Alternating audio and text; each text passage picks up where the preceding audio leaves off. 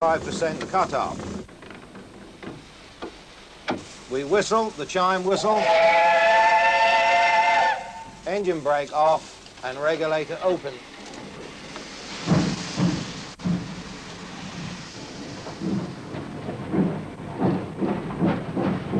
I am putting the engine up.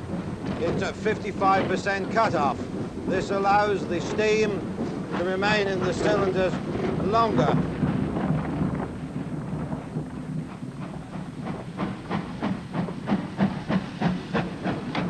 Regulator now shut. I'm now applying the steam brake to come to a stand. During that journey, we were able to do 12 miles an hour. A generation of children have grown up since the days when regular steam trains used the railways. Fortunately, there are numerous working locomotives up and down the country, so they remain a fairly familiar sight. But many of the original railway routes, the so-called permanent ways, have proved to be anything but permanent. I wonder how long it will be before the Somerset and Dorset Railway, the old slow and dirty, has disappeared altogether. Already it's no more than an archaeological line through the landscape. And I don't think there'll be many trains through here today.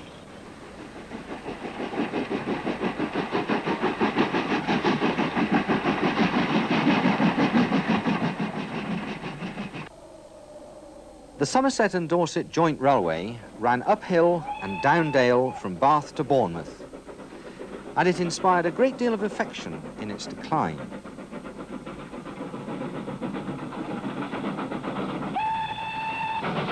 A local enthusiast, Ivo Peters from Bath, lovingly filmed it over the years until its closure in 1967.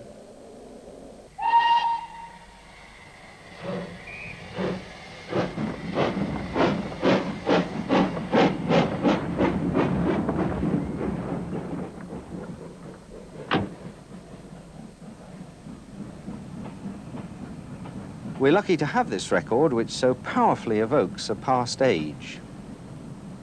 But to go back to tracks in time even earlier, to find out about the roads, canals, tram and railways and their fascinating story, we've either to resort to documents and written records, often surprisingly incomplete, or else we can turn to what another S&D enthusiast has called the art of local memory. I remember certain days before the war, by the railway, for instance, the Somerset and Dorset, which crossed Mendip at Mesbury. I remember sitting there in the field all day and watching trains, writing down their numbers and so on. It was great fun. Robin Atthill has taken the area around his home and written just such a study in the art of local memory, a book called Old Mendip.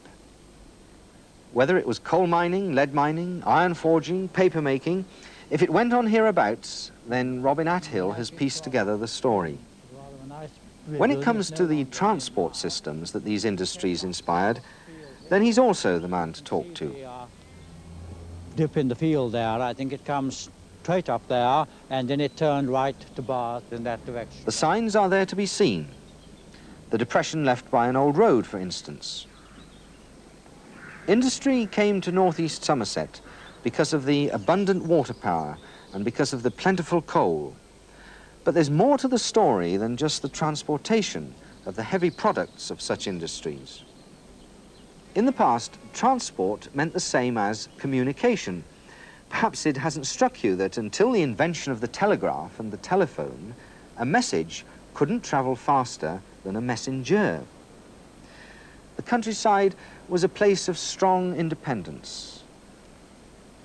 We easily find traces of railways and canals, but what we notice less often, because we take their modern replacements for granted and use them every day, are our roads. All over the country now, there's a standard uniformity about our roads, standard signposts, standard roundabouts, standard curbstones, standard lampposts. And yet, behind this standardisation imposed by the Ministry of Transport and county councils, there's a wealth of detail and insight. Only a few years ago, this was a common sight in many a council depot. But luckily, there were people who cared to check what was being thrown away. 0.6 knot. Lovely. Let's have a look at this. Ah, a nice cast iron one. 1920s, that one. See the difference?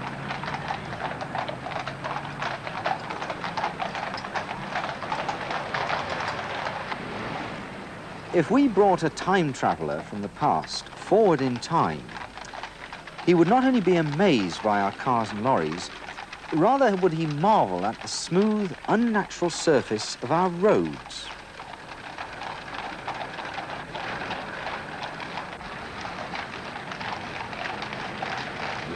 To transport us back in time, we can visit one of the old coaching inns which were the focus of long-distance travel in the past.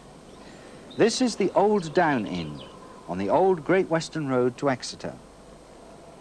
One of its claims to fame was that it was the main post office for the area between Bristol and Shepton Mallet. The mail coach to London first ran in 1785, and letters bore the postmark used by this inn. Robin Atthill has come up with an interesting story about another form of transport from those times. Inside the hall of the inn there is a painting, a copy of a painting dated 1769 by Ironside. That was done by my wife, Elizabeth Atthill. It exists in the museum in Bristol. It shows a pub that you really can't recognize as the Old Down now. It's a much smaller building, and I think it was fairly fanciful representation of it, made for trade purposes of John Dean of Wincanton, who was on the road going up to Bristol. The interesting thing to me is that it shows that the Old Down Common was still unenclosed. The pub just stands by itself in the open there. It's difficult to relate the building in the picture to the present day inn. They seem to be different buildings. Perhaps the painter never saw the Old Down Inn and painted it from a description. Or maybe the original stood to the rear of the present building, facing it at right angles. That would line up with the old road to Bristol. But we can be sure the details of John Dean's wagon are right. It shows a stage wagon, the juggernaut of the 1760s. 8 huge horses and 4 enormous wheels. Progress in those days was slow.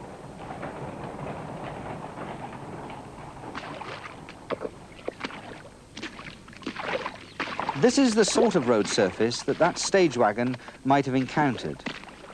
It didn't pass this way because this was only a packhorse road, unsuitable for wheeled transport. But this is typical of an old parish road. All roads from the medieval period onwards were once maintained by the local parishes, and often their efforts were minimal. We know this was an important road at the end of the 18th century when they built this beautiful packhorse bridge to carry it. We now take tar-macadam roads like this for granted, but even where we have roads like this, it doesn't necessarily mean that we have a modern road. This particular one is the road coming from the Old Down Inn up over the top of Mendips in that lovely, smooth gradient, obviously designed for a lot of traffic. But this road is over 100 years old. Even so, this is not the earliest crossroads. This replaced another crossroads 50 yards over here. If we look at the first edition of the Ordnance Survey map, we can see that the earlier crossroads was just here, where now there's only a bend in a little country lane. But the original east-west road ran through here, up past the caravan and where the road is blocked. And that crossed the main coach road from Bristol to Shepton Mallet, which ran straight through here like this.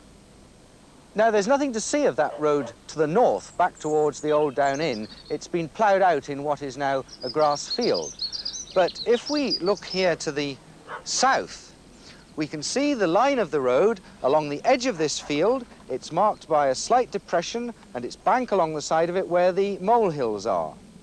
And then up the hill, its line is marked by a tar-macadammed country lane which goes straight up and over the hilltop. And if we climb up over that skyline, we come to another crossroads, which is also marked on the first edition of the Ordnance Survey map. Now, this is a crossroad of roads which were built in the late 18th century when the top of Mendip was being enclosed from the waste. There's a good indication of that in the name of that farm, Warren Farm. These roads were originally built with cobbled surfaces. The tar macadam, which is on what is now a main east-west road along the top of Mendip, is very recent, dating from the 1920s. You can see the thickness of it just here. Our coaching road, coming up from the north and down towards Shepton on the south, still has its original cobbled surface. This may look like just any old farm track, but in fact it's of very considerable interest because this road now has all the characteristics of the first new roads that were built in England since the Roman period. This is in the late 18th century. You can see it has these broad, wide verges, which are now a morass of mud, and this is because the rainwater falling onto the road surface has been drained off. The road surface is still here. It's only broken now by these puddles, where the surface has actually been broken by modern traffic. And all this because these new roads were built under the influence of, and possibly here actually by, that man we all learnt about at school, John Macadam. John Loudon Macadam came south in 1815 to take up the position of General Surveyor of Roads in the Bristol district. Road making, as we understand it, hardly existed before Macadam, and repairing the tracks seems to have consisted largely of taking any hard material that was to hand, dumping it on the surface, binding it together with clay or chalk, which was fine as long as it was baked hard by the sun. But of course it became extremely treacherous immediately it rained. Thomas Telford had suggested a new method, massive paving stones on deep masonry foundations. Macadam devised a simpler method, a single thickness of stone built on raised, cambered ground to give good drainage. The key to the success of Macadam's road was the size of the stones that he used, bits like this. He found that stones this size and weighing about 6 ounces were ideal for his purpose because they weren't so large that they gave a bumpy ride, and they were small enough to have their edges ground down by the iron-shod wheeled traffic of the time to produce a surface very similar to this. In fact, this is a piece of the original surface of his road. And you can see it's reasonably smooth with everything compacted together. Macadam would have approved of that. But he wouldn't have liked this here. In fact, he'd have made his workmen dig this up, because here there's no surface, it's been washed away, and there are large stones, which shouldn't be there actually, sticking up through it. He liked his roads to be repaired by small gangs working their way along them. And indeed, he recommended that the family group was the ideal, with the men coming along and bringing the heavy material in, and the women and children breaking the stones up and tamping them down. Macadam used to tell his stonebreakers to use their mouths as a guide. If a stone wouldn't go into their mouths, it was too large for the road. One day, while examining a stretch of newly made road, Macadam came across a section where the stones were far too large. Turning on the workman responsible, he angrily accused him of laying stones without checking them.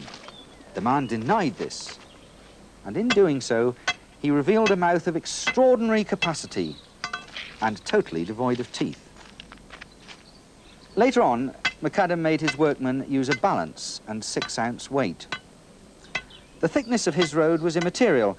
A depth of 6 inches was found to be quite sufficient, much less than the 2-foot thickness Thomas Telford recommended. To pay for all this road construction, a completely new system was devised, and main roads at last ceased to be the responsibility of neglectful parishes. We can find out quite a lot about road travel in the 18th and 19th centuries if we delve into the records of the turnpike trusts. The Shepton Mallet Trust, which looked after our old coaching road we followed over Mendip, was incorporated by Act of Parliament in 1753, 16 years before that Ironside painting. Landowners and other interested people in an area formed a trust and applied to Parliament for the right to charge travellers on the main roads a toll for their use. And they were supposed to use this money to make better roads and maintain them. They collected these tolls at turnpikes, where there were gates across the road. This is a turnpike cottage here. You can still see lots of them along our main roads today.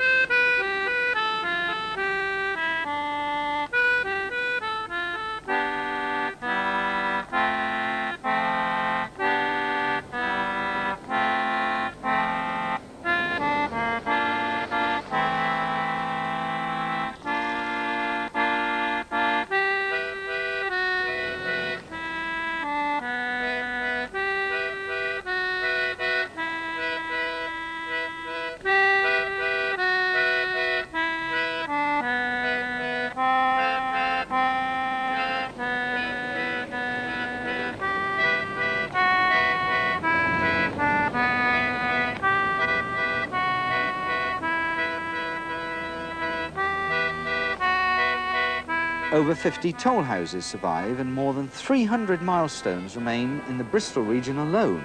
It would be a great shame for any more to disappear, and an unofficial check is kept by many people, including Robin Atthill. This is a parish boundary stone between Stratton Parish and Kilmerston Parish.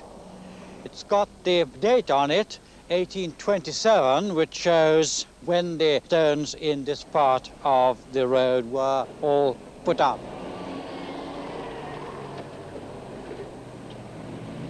Before the turnpikes, there was only one built road system in this country, built so solidly that many sections survive to this day. Like Macadam's roads, raised up above mud and mire, and even more massive than Telford's. Such were the roads built by the Romans. Now, there are several major roads running through the Bristol region, and one of them is the Fosse Way, which was once the frontier, the western frontier of Roman Britain soon after the conquest. The Fosse Way now is very largely buried under the asphalt of the A37, coming up from Exeter via Ilchester towards Bath and beyond. Other parts of it are just country lanes, but keeping fairly straight, and other parts are like this, completely abandoned as a road and just a path, but still pretty straight. Just at this point, the Fosse Way comes to the foot of the Mendips, and in front of me, there's a very steep hill going up to the top of Beacon Hill. I don't think the road can have gone straight up there. It was too steep even for the Romans, and I think they may have had to engineer a causeway going in a zigzag up in this direction and then back towards the top. Not that I mean to suggest that this is the Roman road. No, I think this is the much more likely to be the Roman road, just here, where we have a raised causeway, cambered, as you can quite clearly see. I think this is probably what the Romans built to go diagonally up the hill here and then back towards the top. When you're not quite sure of the line of the Roman road, it's often a good idea to look at the parish boundaries, particularly if the parish boundaries are in straight lines, because very often the parish boundaries run along the line of a Roman road, even though the Roman road may not be apparent to us now. And I think that's what we've got here. On top of Beacon Hill, and formerly standing in open downland, there's this splendid stone, now lost deep in the woodlands.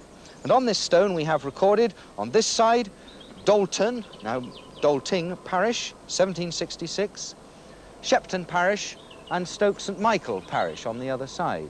So presumably this stone, marking these parish boundaries, in fact where they joined, is standing on, or very close to, the line of the Fosse Way that I'm trying to follow, as it comes up here across Mendip, from Exeter down there, running towards Bath over here. Well, following the straight line of the parish boundary through these woods, there are faint traces of the Roman road on its raised causeway, but the road is now completely out of use. It's not even a pathway. And suddenly, by way of complete contrast, here's the apparently modern road. I say apparently because underneath this asphalt, the tar macadam, there is another Roman road. And this is another early Roman road because it's coming from the lead mines at Charterhouse to take the lead way across Salisbury Plain, down to Southampton and out to the rest of the Roman Empire. The Fossway itself goes on down here, and its line is continued by that muddy trackway. Something like 1600 years were to elapse before the Roman roads were matched by a comparable feat of transport engineering. It's ironic, really, that not only the new technology, but the new will to undertake the major civil engineering works of building the new canals should come before the engineers applied their skills to the much less dramatic task of improving the roads. I don't know quite why it is that one development comes before another, but in this particular case, I suspect it's simply political inertia. Anyway, by the time of macadam's improvements, the canal age was already well underway, and by the time the roads had been improved, the railway age had arrived. The Great Western reached out westwards from Frome in the 1850s, following a line previously taken by an abandoned canal. The railway went on to the collieries of Radstock, but the canal had turned southwest towards the Nettlebridge Valley and the earlier coal mines there. To the east, there was iron to be taken away from the ironworks at Mells.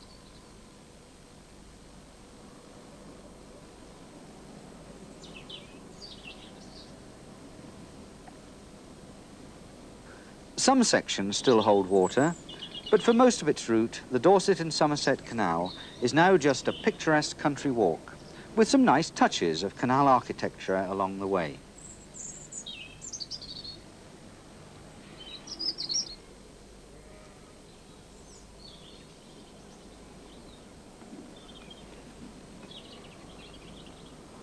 This Packhorse Bridge and road are just down the hill from Holcombe. Disaster and financial ruin befell this project. The company couldn't raise enough money because of the Napoleonic War, and the route required huge, newfangled balance locks to get down the hillside to Frome. They were never completed, but there is a splendid aqueduct tucked out of the way at Coleford.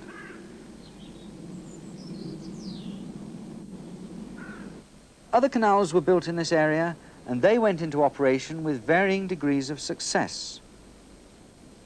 North from Radstock, the Somerset Coal Canal reached out towards the magnificent Kennet and Avon Canal, which it joined east of Bath. 200 years ago, I'd have been standing not just by this rather disgusting puddle, but actually on the bed of a canal which was the first major modern attempt to get the coal out of the growing coal industry here at Radstock. Now, that canal was replaced in the 1790s by a horse-drawn tram line, which actually went along the bed of it. In the 1870s, that tram line was replaced by not one, but two railways. The branch of the Great Western, which was over there, and the Somerset and Dorset line, which ran along here, over the tram line and over the canal, but at this level up here. And now, all three systems have been replaced by the modern traffic jam across the same junction. There's an enormous amount of traffic, as you can see. There were 7 roads came in here and 2 level crossings, on one of which I'm standing now. The other was a few yards to my right, and that was the S&D crossing. Now, behind me here is part of the GWR line, the first railway that reached Radstock from Frome in 1854.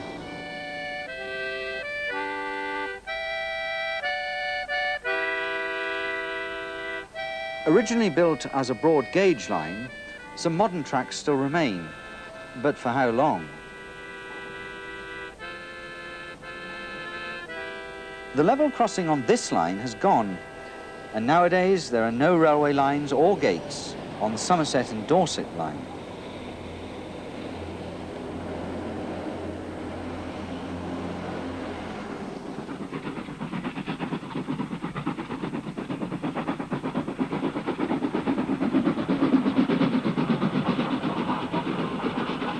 The S&D passed over the GWR, but they never met except through the Coal Canal tramway, which ran between and below. Such was their independence. Many of the early canals and railways were first built to meet the needs of specific local industries like coal mining here. But they also attracted the speculators who were in it for the money. And yet, particularly with the canals, they were never in operation long enough to show a financial return. Canals were replaced by the railways. They also often ran into practical problems when being built. And here on the old Slow and Dirty, for example, there was always a gradient of 1 in 50 up over the top of Mendip, so that the would-be express trains always had to be double-headed.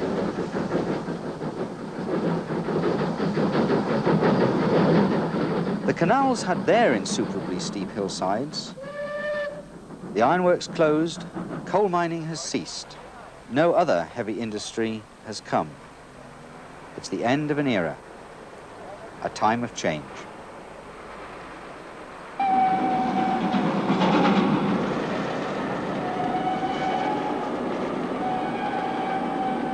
Only ghost trains whistle through this station now, and yet this scene of dereliction is very recent. But already it's part of history, and this station is archaeology. I've learned a tremendous amount in looking at the sites of the last 200 years, and I've come away with 3 distinct impressions.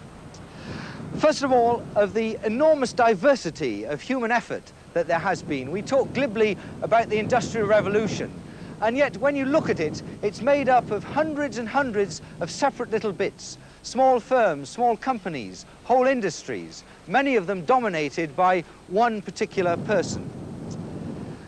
Secondly, although we have just been looking at the last 200 years, in many respects, we've been looking at a period of prehistory, because much of this human effort is undocumented, and its technology is now very difficult for us to understand.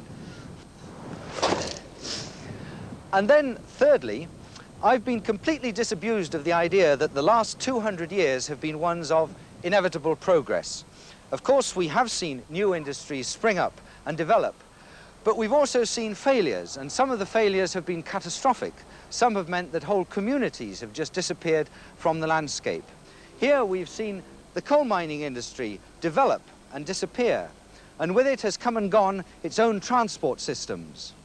What price our transport systems? What price our motorways? And what price what we call progress?